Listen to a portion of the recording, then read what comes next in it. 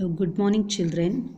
Today we are going to learn Unit 7 poem The House on Helm Street, written by Nadia Bush. Nadia Bush is basically an academician. She has specialized in the Department of Communication. She has completed PhD in the communication in the University of Southern Mississippi. She is an editor, writer at Mississippi Gulf Coast Community College. She is a senior instructor in the Department of Communication, University of South Alabama. She is conducting courses in public speaking, principles of advertising, etc. in some of the different places. She has presented many papers in a field of communication in different seminars.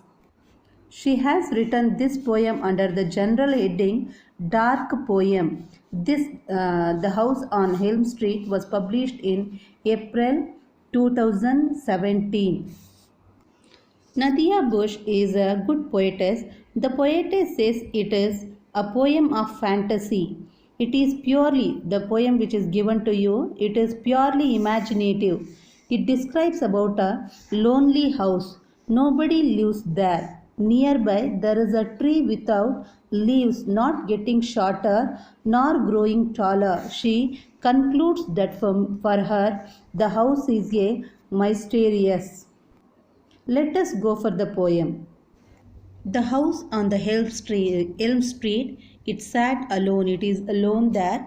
What happened there is still unknown. No one knows what happened in that house. It is very mysterious place. Very mysterious means marmam. So it is a mysterious place, and inside there was a lot of place inside, but there a little bit of nothing is found in that house, even the bone of the dead things.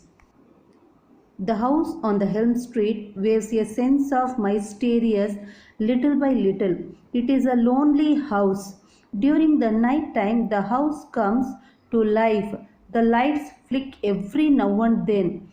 The poetess is tempted to go inside the house. She wants to go inside the house very often. She wants to know what is actually there in that house happening there, but she is filled with fear, so that no one dares to enter the house. She want to go inside the house and want to know what is going there, but she is dares to enter the house. She afraid to go inside the house. So the poetess says here in this stanza, I drive past in the house, I will move across that house always, daily. The house seems a little brighter to me always.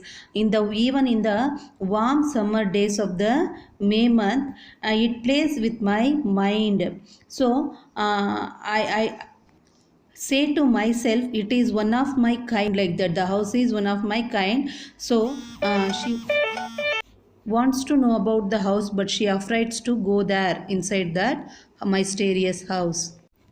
The poet tells us of a lonely tree close to the lonely house. There inside that house, there is a lonely tree also.